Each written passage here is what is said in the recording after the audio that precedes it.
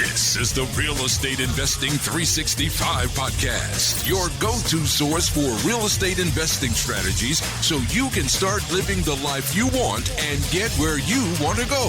With your host, Justin Hanna. Welcome back. Another episode of Real Estate Investing 365. Today I got with me Ricky Beliveau. I think I said that right. He's from the Boston, Massachusetts area. He's the owner of 3 different businesses. He's got Volney, is that what I said? Volney Capital. Volney Capital, Volney Management, Evo Real Estate. He has just under 100 rental units currently, and he's got around 300 units under development for his capital group, Volney Capital. So what's up, Ricky? Thanks for being here, man. I appreciate it in the midst of all this craziness, What's going on, man? Thanks for having me. Absolutely. So yeah, we're recording this, right in the, maybe it's the middle, but maybe it's the beginning. I don't know, of the old Corona thing. So we'll definitely dive into that. Is it affecting you guys out there already, or how's it going? Yeah, so it's been pretty serious here in Boston. It kind of started off slow and has been ramping up. And at this point now, the mayor of Boston just announced a full shutdown of construction starting as of today, actually, and then full shutdown by next Monday. So right now, all the job sites are ramping down. That's the small little guys all the way up to the skyscrapers. Everything stopped. That's so crazy. It's just like so much money that's just halted, man. So much money that stopped moving around, so many people getting laid off. I mean, where it's, yes, it hurts the large developers and the guys like me doing the projects, but if you think about all the contractors, all the laborers, as soon as that was announced, you're talking about thousands and thousands of people that just are out of work. So hopefully it gets, sorted out soon and, at least we can get the projects moving again. Yeah. I mean, even our, I was talking to you about, me and my partner making offers that we have, going out today. You have stuff closing and we're wondering if we're closing too high or what the problem is. We try to be conservative, but even my wife and I we own a gym here in California. And so we're under, recommendation to close, but it's not mandatory yet. And it's like, well, we just got done being closed for 6 weeks because we had a construction project. And it's just, luckily we don't have to rely on that for income. It's just a kind of a side thing, but the kids are home from school. Like, I don't know what parents do that have 2 full-time jobs. You know what I mean? Because it's just, it's crazy. Who knows where it's going to go? Yeah. I mean, I think, hopefully the government's making the right steps to, flatten the curve and really, get this thing under control so that it doesn't turn into a prolonged type of recession. I think the decisions that are being made is to really speed this thing up from a perspective of we're able to get through the hard times and back into recovery quicker than if they just let it continue the way it was going. It's going to last a lot longer. So I think the decisions that are being made are going to really help speed this up and get us out of this recession, quicker.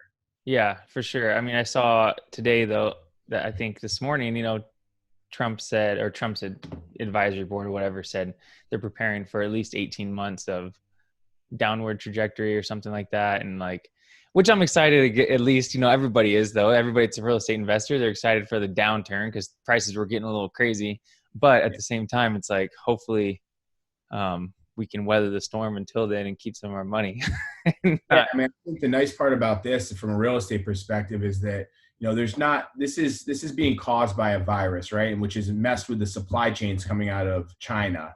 And then obviously the virus has caused people to be out of work, but the true economy and the true economics are actually strong. So we as real estate investors need to look at that and say, this is a predictable thing we are going to come out of. Once it gets sorted, we will come out of this and it will come out very strong, in my opinion. I think once this gets sorted out and we hit the bottom, it's going to come out like a rocket. And so I think from a real estate perspective, we just need to weather the storm and be prepared for when the good times come back. And I don't see that taking I think between 6 and 12 months, we'll be moving back up, is in my opinion. Yeah, I kind of agree. But can you imagine, this is just thought that crossed my head, whether you're right wing, left wing, or like Trump or hate Trump, whatever, most likely, most people agree that if somebody else like Bernie Sanders gets into office, there was already going to be some big market correction. You know what I mean? And could you imagine if during this thing, something like that also happens? Oh my goodness. I mean, I mean, it's maybe. crazy to think. I mean, everything was going, growth, growth, growth, economy was, economy. And then Trump looking like there's a small chance of him not winning with the way everything was going. And then this virus hits. So I think, Bernie obviously would be a huge hit to, I think, the economy in general. But, I think whether it's Biden or whether it's Trump, I think we could weather that. But this is just threw a huge wrinkle into everything we thought was happening over the next year. I know, crazy, huh? It's kind of, Great. so, well, we'll touch on that a little bit more and what you guys are doing to like plan for the future. But I still want to dive into like how you got to where you are, because you're obviously extremely successful so far in real estate. You've been on Bigger Pockets, Joe Fairless, all kinds of magazines, and I think I remember you taking over the Bigger Pockets Instagram account at one time. I was like watching all your stories, like, damn, this guy's got it going on, So, why don't we dive into kind of where you came from before real estate, and then how you got into it to start with, and then how you built your business and your rentals and all that kind of stuff. Yeah, it all started back in 2009, 2010. I was at Northeastern University, and I was actually taking a class on real estate finance. So in my whole life, my parents had owned our house. That had been my idea of what real estate was your home. And then I got to college, and my friends become real estate agents, and I'd actually seen the process of becoming a real estate agent. I thought, that could be a way for me to make money. I actually took my class and failed as to be a real estate agent. But when I got into my senior year, I actually took real estate finance, which was a class kind of on analyzing all different types of real estate investments. And I did my capstone paper on investing in multifamily rental properties, actually near the college. So during that course, I actually wrote my paper on a building that was on the market near the school. And I realized that there was a real opportunity for these rental properties to cash flow very well. What had happened from 2008, 2009, 2010 in Boston is you'd seen the market really come to a halt with multifamilies weren't changing hands. Investors were just holding steady. You weren't seeing huge drops in prices. They were pretty much constant. The market didn't really change after the recession. But what you did see is rents started to significantly climb. So 2009, 2010, 2011, you were seeing rents jump very significantly all over Boston, especially near the universities, because there was a huge influx of people that were attending college because the economy hadn't recovered. So I realized that there was kind of an opportunity where there was the prices of the multifamilies hadn't increased enough for what the rents were, and people were still hesitating. And I was too naive, and I was 20 years old to realize, or 21 years old, that I was just wanted to do it. And that I didn't have any fear to jump in. So at that point, I graduated from school, started working at Wellington Management in a finance job right away. And I knew what I wanted to do. So I wanted to work in finance, but acquire rental properties. And so I didn't have any idea it would grow to this. But real quick, I don't mean to cut you off there, but you just said that, you'd noticed that the prices hadn't gone up, and the price, I guess to rent ratio was getting out of whack. So the rents are going up. Can you kind of expand on that for people that might not understand what you're talking about? Like, right. Why was it a good deal? Yeah. So I guess from this standpoint, looking back then, I kind of I wasn't as knowledgeable as I am now of what was happening, but now I'd be looking at this from a cap rate perspective, right? So when you look at a cap rate, what you're looking at is the acquisition price of the property, and then you're looking at all the expenses that are going in, and then you're looking at what the rents are. And when you're looking at cap rate, typically in Boston now we're seeing cap rates that are like 4, 5, 6. What we saw then was that the rents had continued to climb, so the revenues that were coming into the property were significantly higher. So it was delivering cap rates that were over 10, which is crazy in the scheme of Boston now to think that that's what was available. Yeah. And so what it was exactly that. It was that the property values were staying the same while rents climbed. And every year when rents continue to climb, but the value of the property stays the same, the cap rate improves. Yeah, no, I definitely understand. 10% is good to get in any market now. Well, right. Maybe it won't be, but as nowadays. Yeah. Okay, so I cut you off there, but you said you kind of went through, you graduated college, and then. Yeah, so once I graduated, started working in finance, and I wanted to use an FHA loan. I knew that was my best route to get my first rental property. So I talked to an FHA lender, kind of run through everything that I needed to be prepared for. And that was 6 months of work, certain amount of reserves in my bank account. And, I figured out exactly what I needed to have to then be able to execute on that first purchase. So I started in May, and I actually closed on my first rental in December of 2010. It was literally just over 6 months after I'd started. So I was making offers with closing dates in December, knowing that would be the first day that I'd be able to buy. And what year was that? In 2010. Okay.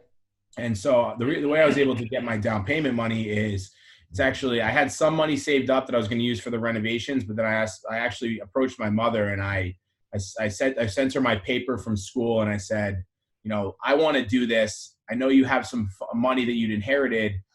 Would you gift me some of that money? And on an FHA loan, you can receive a gift from a direct relative. So I received a gift of money from my mother and was able to use that for the down payment, and then use up my reserves to renovate the building. Sweet. No, that sounds good. So that was what type of building was that? It was a small multifamily? I'm not sure. Yeah, so it was a 3-unit property located near Northeastern, and it was about 4,500 square feet. The bedroom count was actually one of the things that I did. It was a 3-bed, 1-bath on each level.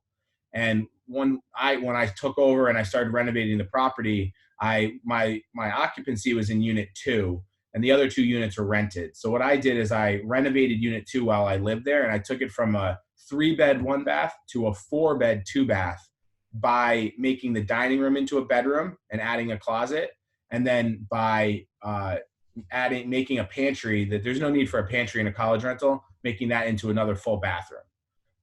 And so throughout the whole year of moving people around in the property, I was able to turn it from a 9-bed, 3-bath to a 12-bed, 6-bath, which was able to significantly increase the rents from $2,000 per to $3,400 per unit just by doing that. Wow. And then now I still own it to this day, and they rent for $4,400 a unit. Wow, that's crazy, because it's all per room basis, because towards a college town. So how did you know to do that? As far as, some people, when they first get into real estate, they just think, okay, I have this place, I'm just going to rent it out, long-term leases.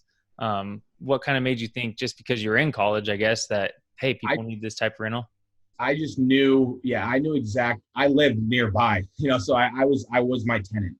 The tenants who were living there were like my same age. So I knew that if you are going to rent to those kids, what they're looking for is they're going to pay around a certain price per bed. It doesn't really matter anything else. As long as it can fit a bedroom and has a closet, you can get more money for that. The second thing was the second bathroom. I had just looked in the market and realized that the 4-bed, 1-bath units, there was definitely a significant increase by adding a second bathroom. And so I made that decision to do that. But it was really just, and goes to this day, is I think that knowing your market and being, hands-on in your market is, like, in my opinion, is the most important thing to success. Yeah, no, definitely. I kind of struggle sometimes with doing the long distance thing. I mean, I know you can do it, and I've done it before, but it's so much easier to, get creative on your deals and figure out exactly what's going to, like, increase your return and different things when you're right there at, like, close to the property. You know what I mean? Like, it so much better, and it just makes life easier. I mean, yeah. And the idea of investing, I guess if you're going to invest out of state, right, or invest somewhere else, you need someone on the ground who's really running the show and is extremely knowledgeable. Mm-hmm. So if you're going to be, in my opinion, if you're going to invest in if I was going to invest in Detroit or somewhere else, I would need an expert in that area who's running the show, and they're really just taking my money. I'm very passive. Yeah.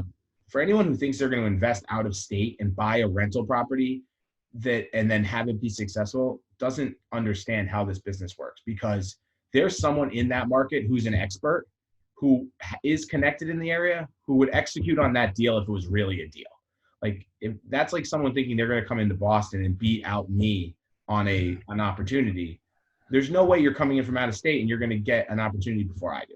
Right. I think that idea, I think people need to be very careful when investing out of state if they don't have an expert who's their feet on the ground. Right. Yeah, it can be done, but like you said, you got to build a good team, and you're just more likely to have better returns, and then, really run the property better if you're local. So Do you remember on that property? I guess you still have it, but I'm sure you've refinanced it and stuff. But do you remember initially what the mortgage was on the building, or like So all your expenses? yeah, so the initial mortgage was around 40, like 4,000 something per month. So I think it was like 4,600, 4,500, and that was mortgage, taxes, and insurance. So pretty much immediately, I was bringing in around 9,000 a month, Right. almost 10,000 a month. So that was almost right away cash flowing $3,000 a month within Right. the first year. Once 3,000 a month on a 3-unit building is awesome, but because I'm sure you paid though, like the utilities and stuff since it was a college rental, and no, college kids pay all their own utilities here. oh, okay, well, Yeah, it's even better. there was still other expenses, but pretty much it was cash flowing, around 3,000 a month. Okay, now did you end up using the property manager for that, or do you hire that out? So I did. I went through a few different property managers over the years. I had a first property manager, and then moved it over to a second property manager. But then I actually now in the past 3 years own my own property management company. So we manage about 350 units in Boston. So we do everything in house, both my own and then for other people. Okay. So can you talk about that for a second? It's just like, most people, if when they're getting started, especially when they get started, when they're buying locally, they're like, oh, I'm just going to manage myself because I don't want to pay that extra amount. Like, why didn't you go that route? And you decided to have a property management company.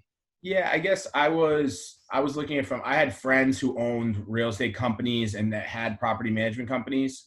So from that standpoint, I trusted them, and I felt that if I was, I'd already been living in the property. My goal was to continue to acquire more properties. It wasn't to be in the property management business. Mm-hmm. And so at that point, I felt that that was the best decision. And so it wasn't until I realized that once I started my own company that I was able to scale it, that it made sense to bring it back in house. Right.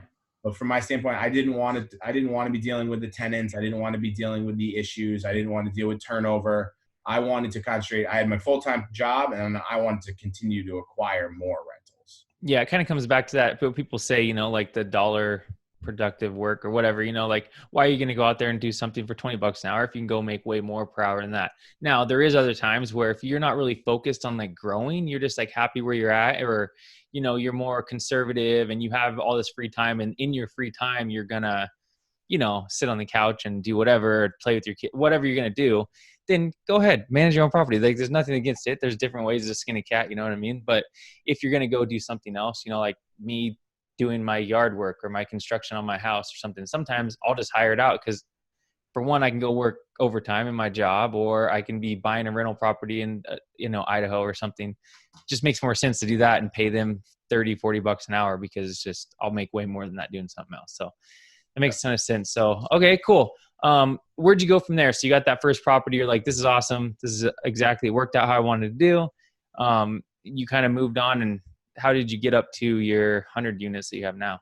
So it was kind of a slow and steady growth. So that took me about a year and a half to then acquire my second rental, which is a 4-unit rental property. Mm-hmm. And then a year later, I bought my third rental property. So it took me about 4 years to get going. And which I think for everyone who's trying to get into real estate, it doesn't happen quickly if you want to build a strong foundation, right? You can't, if you're going to do this the right way with conventional loans to really build a basis to build a business on, a foundation to build a business on, it's going to take time. So it took me 4 years to acquire those first 3 rental properties. And then once I was at that point, I was able to then do a cash out refinance on them.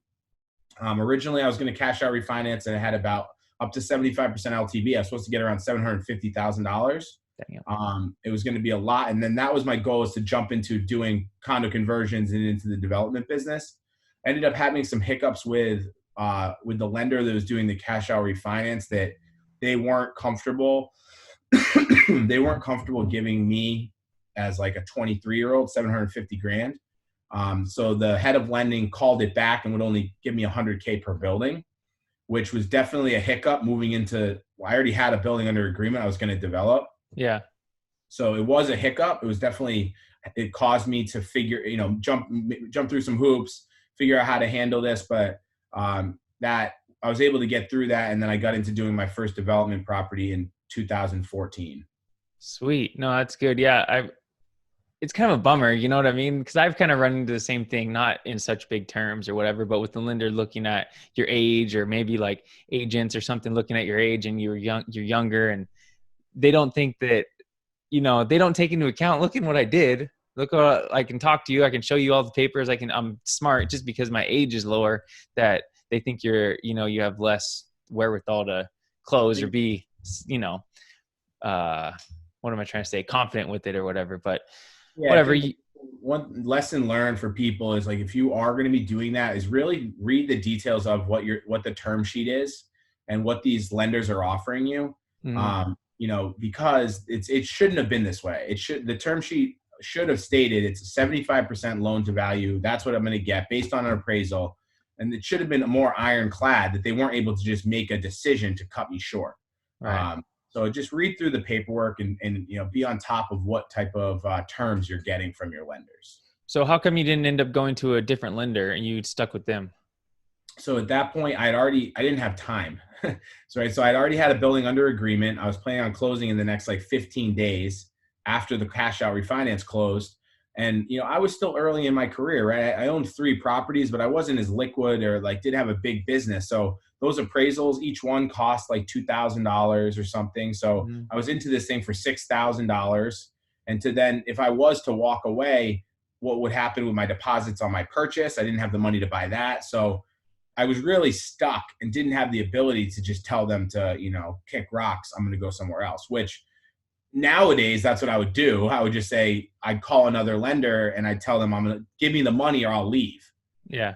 But when you're new and you don't have that type of confidence in yourself, in your business, you wouldn't do that. And so that's kind of where, as you mature in this and get more confident, I would have pushed back and said, no, you're giving, this is what this is the terms. But yeah, at the time I was just 23 years old and didn't know how the business really worked. sure. Okay.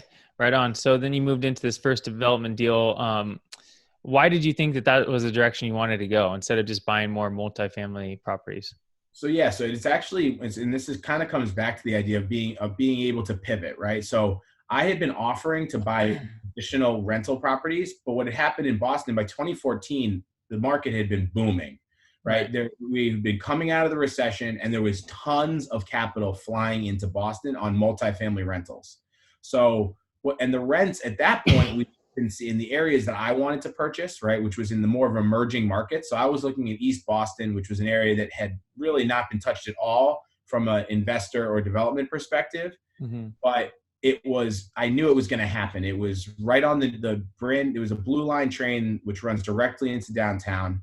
You could be from the buildings in East Boston to my desk at work in 10 minutes. So I was like, this is crazy. This hasn't happened yet. But there was other big time funds that realized this as well. And they were buying every single multifamily in East Boston. So I was getting beat on every offer.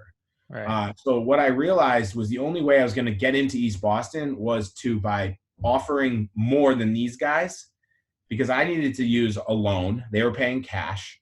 And so I was like, well, let me look into doing a condo conversion. And no one was doing them. I was the only, no one, and my attorney thought I was crazy. And he was like, East Boston condos. I was like, yeah, it's going to work. So I was able to pay more than the investors. So I think my first building I paid $500,000 for a 3-family. It was on the market for I think in the 4s, 425 or 450. I came in at 5. Yeah. With a loan. And and I think it got me the property, but it wouldn't really cash flow at that time as a rental, Mm-hmm. because the rents were still very low in East Boston. But if you looked at it from a condo perspective, there had been some condos that had sold for numbers that would make sense. So if I was to pay, I looked at it from a perspective, I could pay $500,000. I could put in around $350,000 as a renovation cost. And then I thought I could sell these condos for around high 3s, to mid 4s. Right. So looking at the returns, I thought we could make $150,000. Right. And so that's kind of the route I pivoted to, because when you're in the business of buying rentals, it's a slow grind. right? Yeah. So until you get into doing flips or developments, it's going to be a hard, slow grind. Once you add another parallel business, right? So now you have your rentals and a development or flip business, you're able to scale the rental business much faster. Yeah, I mean yeah, exactly. The reason why rentals are slow grind is because, unless you have a super high paying job or just a ton of money in the bank, obviously you run out of capital. So you can't keep buying all the time. I mean, there's ways to get around it, but burrs and all that stuff, but that's still slower. But like you said, you have a parallel business, you can make hundreds of thousands of dollars a year and profit off of that, and then take that and then buy the rental properties. Everything will just move kind of faster. So I definitely agree with what you're saying. That's kind of like my thought right now with what we're doing. So what are some things that people can look at for a condo conversion? Because will every multifamily property be able to turn into a condo conversion, or how does that work? Yeah, so in Boston, you can do pretty much any rental property can be turned into condos. It's just based on the use. So if it's a 3-family, you can make 3 condos. 4, you can make 4. 6, you can make 6. But it's definitely town or city by city, and they all have their own rules and regulations. Even suburbs of Boston have different regulations. So anyone who's looking to do a condo conversion should speak to an attorney, or go into the building department or the planning department in that town and speak to people who are experts in it. And before you jump into it, make sure you can do it. Mm-hmm. In the Boston, it's very easy. You update the deed, you get new surveys, new plans done, and you're then able to submit all that to the registry of deeds, and you can change it into 3 separate deeds. Okay. But you want to be very careful and check into each town. So I'd say probably the most important person in that aspect when you're getting into this would be your attorney, because they'll know the ins and outs. So real quick, what is some tips for somebody looking for, because should be a real estate attorney, should be somebody that's done this before. What are some tips to like find the right attorney and not just somebody who's trying to take your money? Yeah, so I think the best, people always ask that, and I'm like, if you dropped me into a city where I didn't know anybody, Yeah. right? So that's, how would I start? Yeah. Right. So I would go and find a project of similar thing I wanted to do and talk to the listing agent. Right. And then I would say to the listing agent and say, hey, I'm going to be a player in this neighborhood, but I'm just getting started. I would like to, who's the attorney representing the seller here, on this condo conversion. Yeah. Right. And then that will be my first step to find the person to talk to. So it's through networking, right? So that would be, in that situation, I have no network, so I'd create one. I'd go and find someone to speak to. If you're in an area, just start asking around, talking to people who are successful. You can use, other, bigger pockets or different areas, or go to networking events. But, if you have no connections, no networking events, I say go find a similar project to what you want to do and tell that listing agent, hey, join my team. I'm not a real estate agent. I'm going to need someone to sell it when I'm done. Yeah. Who's the best people I should work with? Who's the attorney I should work with? And if you make it so they have upside, you say, I'm going to need a listing agent and you're going to be my guy. If you're able to help me through this, they'll help you. You're right. So that would be my route in a new area. No, that's perfect. And that's exactly, I mean, that you can use that same thought process for anything. I was asking, my brother has a good sized construction company in Delaware, actually. So not too far from you, I guess. I mean, East Coast, closer than me anyways, to you. And I was asking him, if you were going to move to a new area, what exactly would you do if you didn't know anybody and you wanted to start your business? And, you got to find all the subs, the right people and everything. He's like, well, I would go to like the vendors or whatever, the lumber yards that do specialty projects. I'd find the best guys are showing up right when the door opens, because those are the guys that are getting shit done. You know what I mean? And then I would start relationship with them, just trying to talk, see who they're using, and then make phone calls. And over time, you just build your network and create one if you don't have one. So works in everything. Putting yourself out there, right? You got to get out there, and that's the only way to do it. Yeah, for sure. Okay, so you guys do this project. How did that project turn out? Did it go just as planned, or so it was an interesting start, because this was my first time doing a full gut renovation. Before, it had been all cosmetic. The first 3 building cosmetic renos. This, I was going to do an actual gut reno and do everything brand new. And so I started the process thinking I was going to, my uncle actually owns Back Bay Design Corporation. They had been doing projects around the city. So I had been kind of stealing his labor and his contacts to do my stuff up to this point. Mm-hmm. And then he finds out that I'm doing a 3-family condo conversion. He's like, no, you can't Yeah. just steal my guys. You need a permit. You need to go and do this the right way. So that kind of set me back again from now. I needed to find the money, which I ended up going to my father and saying, hey, you want to invest in this project? I'll split it with you 50-50. Mm-hmm. And so that's how I ended up getting the rest of the money to do the deal. So he came in 50-50 partners. My uncle was like, you can't steal my guys anymore. So then I had to then find a general contractor. So I've been GCing everything myself, hiring people, working at night, doing the work myself. So this is like a whole new part of the business. So I ended up networking exactly like we just talked about, going around, trying to find GCs, reaching out. So I ended up having about 6 quotes come in for general contractors. One thing I did, and this is something that I just picked up kind of from my finance background, was I took all the quotes and I put them in Excel, right? I think everyone should do that because they're going to come in all different formats. It's going to be really hard to tell when you get GC quotes, who's including what the prices are to compare. Mm-hmm. Take an Excel file, enter them all into Excel, and you'll start to see who has the most covered, who has blank spots, who's not including things, and you'll be able to see. And then it's not that everyone's going to they're going to include everything, but they should be honest in their quote saying that things aren't included. Appliances, kitchen cabinets are not included, something like that. If they're just blatantly missing things, that's a red flag. So I went through, did a ton of interviews, networked, and then found EJO General Contracting. And he's actually now, he did that project, and he's still my GC to this day. And he's my GC on everything that we do. And we're business partners now in our real estate brokerage. All right. So it ended up working out great. And he acted as the GC on that deal. We built it into condos. We sold them off. We ended up making around $250,000. The market continued to climb. So my dad made $125,000. I made $125,000. And that was kind of the first big liquidity event where I had cash coming in that wasn't from the cash out refinance. Right. No, that's awesome. And then you're like, well, this is a ticket. This is where I'm headed. Right.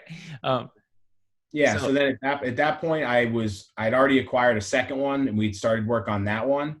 And then a third one. So we Jack and I were now EJO General Contracting, working side by side. We did another project. This is all while I was still working full time. Mm-hmm. And then it wasn't until I think our 4th or 5th project, that's kind of when the business took off. That's when Volnay Capital as a brand was formed. I blogged the whole thing on Bigger Pockets. So I went from day one, I kept updating on Bigger Pockets. And then that's how I ended up being interviewed on the Bigger Pockets podcast to talk about that one. But that project was a home run. I think the profits on it were almost $500,000. And it kind of made me realize that at this point, I was no longer going to be working in finance. It was time to quit my job and do this full time.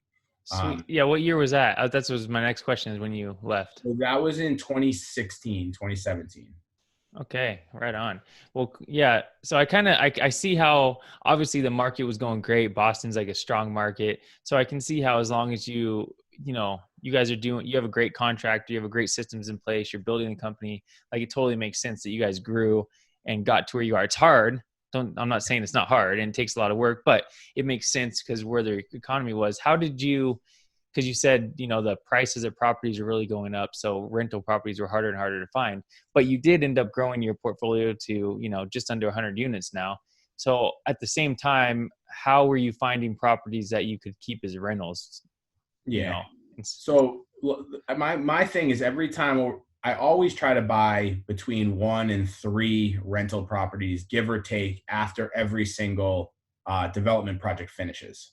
Right. So I take, and I'm using, obviously using loans. So I'm able to get 75% loan to value, 80% loan to value. And I'm able to take the funds that I'm getting from my development business, not only to fund my life, but also to continue to acquire rental properties. So that has been the process for me. And as my business got bigger and my network got bigger, the leads that came in of off market deals Mm. became, I just got more and more opportunities. And I think, anyone who's trying to find a deal nowadays, it's hard. There's a lot of people out there looking.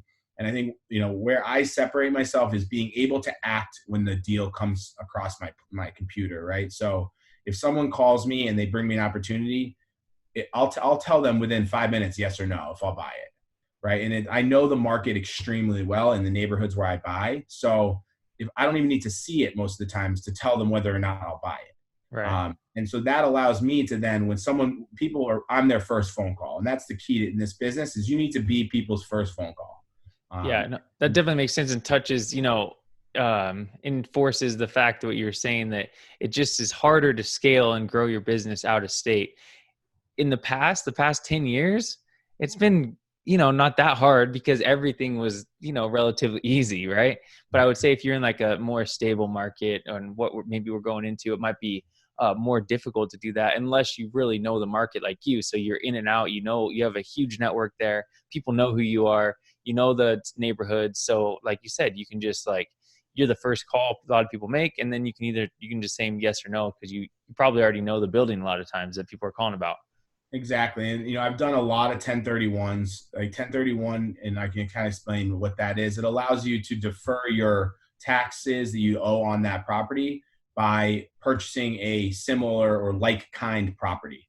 Mm-hmm. So what I would do a lot on these properties is, if I buy a multifamily, not only am I doing the development business where I am paying taxes, because you can't really, on a development or condo conversion, you can't do a 1031. On these rental properties, I'll buy a rental property, I'll do some cosmetic work to it, I will increase the rents, and then if there's a huge, people were paying way, in my opinion, the offers were way too high. They were coming in way higher than I felt the property was worth. And in my opinion, if someone's willing to pay you way more than something's worth, you should sell. Right. So I would buy for a very low price, do a light renovation, re-rent the units, and then get these offers over the past few years that I felt were hundreds of thousands more than I felt the property was worth. So what I would do then is I would then accept the offer, and I would do a 1031 exchange and take all of those profits tax-free, and then buy three more. Mm-hmm. Right? So you're selling it, you say on a property you're going to make $300,000. And then you already have the down payment money in it. So you're getting 400, 500,000. I would then take all that money and then turn that into 2 or 3 buildings. Right. Because I think 3 is the max that you can do in 1031, is what you can roll into, I believe. You can only name 3 properties. Mm-hmm. But I think if you execute one before the end of the term, you might be able to do more, but it might just be 3. I think you can do 3. I think you can close on 3 from 1, because I did 3 on 1, like you're saying. But no, that makes total sense, and even more reason. So everybody listening, really think about this. Everybody thinks about 1031s being a great thing, which they totally are a great thing. The problem lies if you don't know a market very well, and you have, let's say you have a property in, Omaha or something, right? And you're not from there. You have a bunch of equity, you sell it, and you're like, I'm going to do 1031.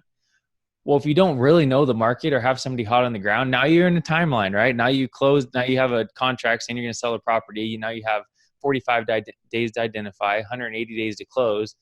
Well, if you're just another buyer out there that doesn't have off-market deals, you're just going to be taking that money and then buying a deal that's probably overpriced yourself.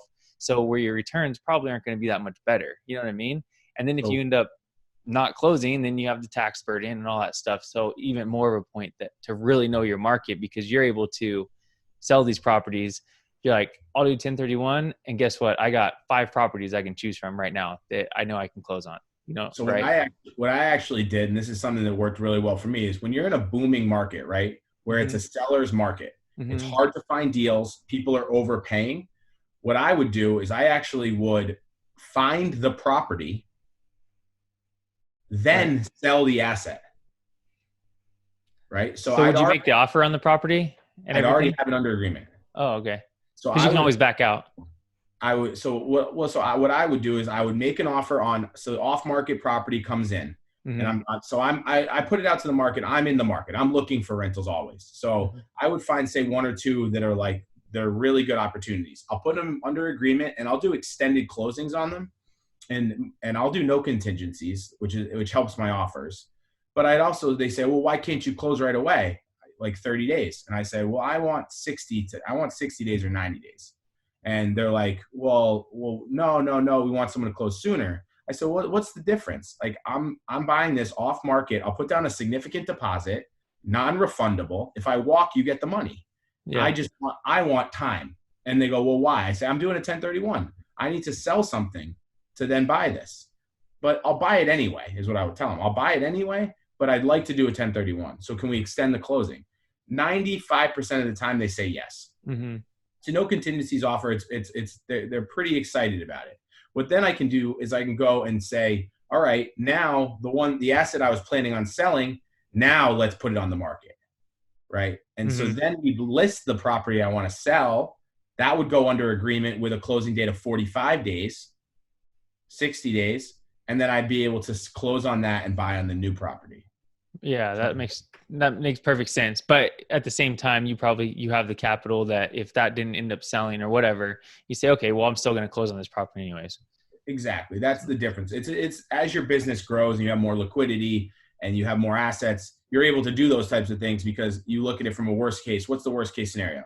Yeah. I'll still just buy it and I won't have the money for my 1031. But I look at it this way: in a seller's market, you can sell the property that you own right now for a slight haircut if you're getting a really good deal on the purchase. Uh-huh.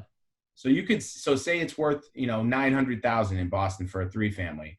Maybe you sell for $875, $880. You get a little discount, but you're buying something that's $100K under what it's really worth. Yeah. And you're taking all that money tax-free, so it's worth it. No, it makes perfect sense. And I think Brandon Turner always says, on Bigger Pockets that, when you first start, you only have one tool in your tool bag.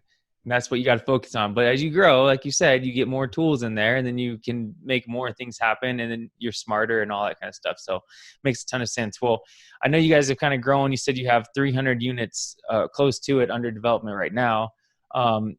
So, what does that kind of look like? Because we touched on it earlier with the old coronavirus happening. What are your guys' plans to figure out, okay, how are you going to readjust, or what's your thoughts as far as like going forward from here? Right. So luckily for us, under construction right now, we have 7 buildings.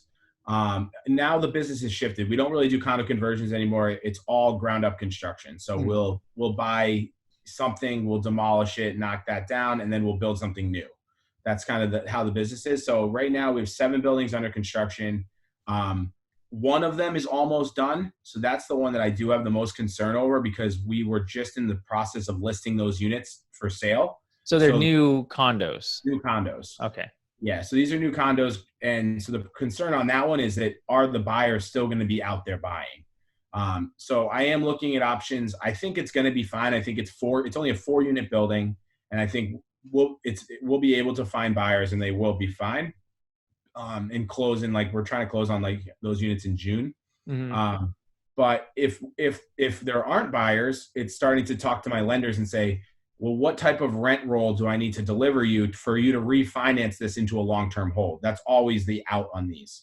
Am I able to refinance it so that it can become a rental property?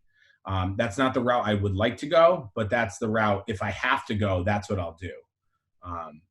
But as of right now, not that concerned. And then the other 6 construction sites are all in stages that we're not going to be done with them until September, October, November of this year. Mm-hmm. Right. So all of those construction sites, I feel that we'll be through the coronavirus by the time those come to market. Right.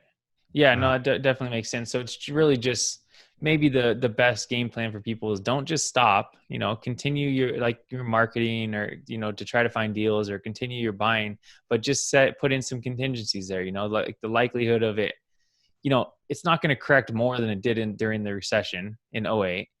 So maybe, but even let's say you put in a ARV on your property of 15% less than the current ARV.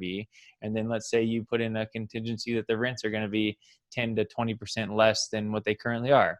Okay, well then do your numbers with those lower numbers. And if it doesn't go down, sweet, you got sweet deals. If it does go down, well then hopefully you should be protected. You know what I mean? But don't just stop buying deals, like, Right. I mean, I think, a lot of the people in Boston, so, I feel really bad for the hourly workers are obviously really struggling right now. The people at the restaurants, all the people that work for hourly positions, but the majority of Bostonians, people that have jobs at large corporations currently aren't being laid off. They're just working from home. mm-hmm. So the majority of my buyer pool are ages 23 to 30. They're actually not affected very much other than their lifestyle by this, because one, they still have their jobs, they're being paid, and two, they don't really have money in savings in the stock market, because these are young professionals. People don't have like large 401ks or retirement accounts yet. So my buyers are seeing minimal effect by the markets going down because they still have their job and they don't have a large retirement account or money in the markets. So in the end, they're going to just ride through this as long as these companies don't start laying off. That will be the main thing. As long as we get through this without large mass layoffs at large corporations. Right. So that will be the test. For sure. Well, okay. Well, having said all that about the coronavirus and everything, where are you guys kind of headed, take out of account, the ups and downs or whatever. What's kind of your long-term goal? Is it to continue doing development and then buying rentals on the side, or getting into larger apartment buildings, or what's your guys' like trajectory going forward? So it's kind of been like you've seen, it's been a slow grind from small projects to larger projects. Over the past 2 years, we've been building a lot of projects that are around 9 unit, like 6 to 9 unit developments for condo buildings. Now we're seeing the business scale up. So we just had a project approved in Everett, which is right outside of Boston. It was an 85 unit rental building. Wow. So we got that approved, worked with the city. So it took us about a year. So that's 85 rentals that we're going to start this coming fall. So we're going to be building that building. So it's about a $30 million project. So that will be our next big step into the real world of development, not just, 9 units, 6 units, 10 units, 85 unit development. And then right now we're working on 3 other developments that are early in the pipeline that are 30 to 40 units. And those are all in the Boston area. So I think you're going to see the business will continue to acquire rental properties, try to grow the number of doors while building the development business into these larger 40, 50, 100, 150, 200 unit buildings. Will kind of be where I see us over the next 5 years. Sweet. No, that makes a ton of sense. There's so much more I want to talk about, like, because you have a real estate company that you own, the management company. I mean, we could dive into all kinds of things, but in the best interest of time, maybe we'll do another episode in 6 months and touch on that and where we're all at, you know what I mean? So, what is your favorite resource, like when you're just getting started or even now, to kind of learn new aspects of real estate, or if you have new ideas, like what is it, mentorship or seminars or podcasts? What do you like to learn from? So I would say the number one thing that's gotten me, to where I am has been through mentors, right? So I think some of the things I've done in my business have been directly linked to finding people who were experts or really, successful in this, and then going and then talking to them and working with them.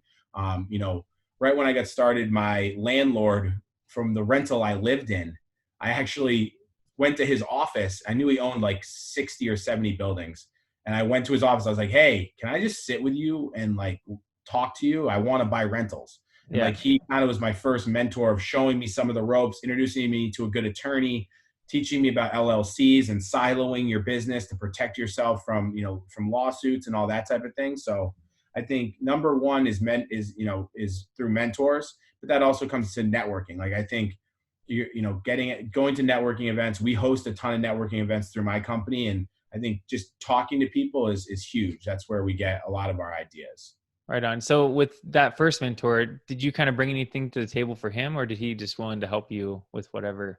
So at the time, he was just willing to help me. I mean, he was, he saw my passion about it, and he made some introductions for me. It wasn't that I was asking for too much from him. It was like, I think we had 2 meetings where I sat with him for a couple hours. But then over the years, we've stayed in touch. I've helped him get support letters because I've owned properties near his. So now I give him support on some of his projects. I know people, I make introductions for him. So I think it's, one thing that I've always tried to do is take every meeting, right? And I to this day, I try to take any meeting. Someone reaches out to me, I'll take the meeting. Yeah. And even though they're a newbie just trying to get started, over the years, it's always going to come back around, and it has for me many times, that person who's just getting started is going to be the person that's going to end up in a position to really help in the long run. So right now, they might be getting a ton from me and knowledge from me and introductions from me, but there's going to be a time where they're going to pay it forward, and I truly believe that, and I've seen it happen. Yeah. So I think anyone who like brushes you off or is like, doesn't want to give you the time of day, find someone else, because there's someone who will know that you will come back and will help them. And if you're not willing to do that, then you're not really the give and take that should happen when you're a mentee. Like your goal should be, what can I deliver to my mentor? Yeah. And so I looked at it that way early on, and I think it worked really well for me. And then now the people who I mentor, it's worked out great. Totally makes sense. Yeah. Very cool. Okay. What about a favorite app or piece of technology that you use either personally or in your business that has made your life easier and things run more smoothly? Yeah. So, I mean, obviously, we fought, on Instagram, we're on Instagram every single day. So at Volnay Capital, we're what that does is, I think that creates, it brings us out from behind the, shows what's happening on a day-to-day basis on our developments, right? It puts us out there, and it shows that we're not hiding anything. It builds our brand. So we're on Instagram every day featuring our projects and all that stuff. From a standpoint of, making the projects move, the business run smoother, I think the things I use the most is from the management company. We use a software called Beliveau. So that's what we use to collect all of our rents. We do maintenance requests, accounting. It's all done through Beliveau. So that's a great platform. And then platform that I love is Z Deposit. Z Deposit, it actually started out as a Boston startup inside of Leader Bank, and now it's available to the public. What that does is they handle all your security deposits and last month's rent. And it's all automated. You log in, you enter in the tenant's name, first name, last name, email address, security deposit amount, last month's rent amount, and then you hit create. It actually creates a bank account in their name, and they handle all the mailing the interest, the interest amounts. So you have to mail interest on a yearly basis to properly comply with a security deposit. They handle all of that. So it sends them all the information. The bank account's opened in their name, and you have a portal where you can see everyone's security deposits and last month's rent and the interest payments adding up. And then it also allows you to send a statement of conditions. So when to the tenant, so as soon as they move in, you click send, it sends them a statement of conditions that they can fill out on the platform. And then at the end of the lease, you're able to go in there, you enter in the tenant's new address, the amount that you want to come to you for repairs. If it's zero, you mark it zero, and you just hit send, and they mail the check out for you. Oh, sweet. So it's all under one platform, and you never touch the money, which is the key in security deposits and last month's rent. If you don't touch the money, that's the main place where people get in trouble on security deposits. So Z Deposit. That's awesome. That's cool. What's a tip real quick for people growing their social media? Because I know you guys have like blown up your social media. It's so we have awesome. we're coming up on like 2.5 million followers across all of our platforms. Wow.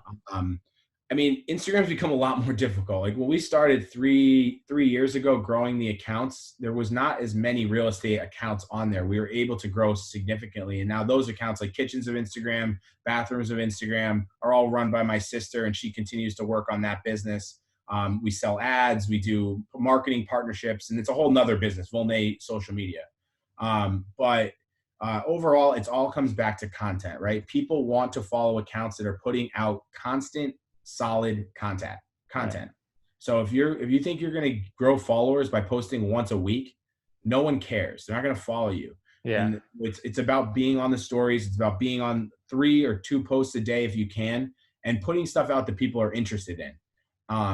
Also, you want to make sure that if you want to grow, you need to make the account a very specific, right? So people don't want to see your dog on your real estate page, right? So it's like, it's a careful balance. So like if you're creating a page to talk about real estate investing and your projects and stuff, it should be based on that, right? And if that's what should be on the page, you shouldn't be posting pictures of your family because they don't want to see that. That's not why they're there. They'll unfollow you for that. So it's creating content that fits the messaging of that page. That's perfect. Yeah. I mean, I struggle with that too. I mean, I'm just getting into the social. I feel like I don't have time for it, but it definitely makes sense, the posting more often. Like I need to get better about showing our deals and our projects and stuff that's happening. And then, yeah, I always wondered about that, separating like personal, because I've heard other people say too, though, that like, if you show some of your personal life, it makes you more relatable and people like you better. I guess that would be the case if you're trying to build a personal brand, not so much. So that's 100% true. Like if you look at my brand on Volney Capital's Instagram, I've pivoted where I've moved myself into the position of the brand, right? Before I was never on there. I didn't show my face like 2 years ago. And then a year and a half ago. And then I pivoted. I said, no, I'm going to be the face of this brand. I'm going to show my face. I'm going to show what I'm doing on the projects.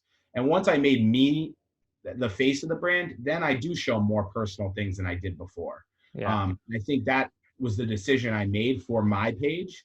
But you just got to be very careful because if people aren't engaging with you and they're not liking the content you're putting out, then that you made the wrong decision. It also comes out to is you want to be, it's a give and take on social media, right?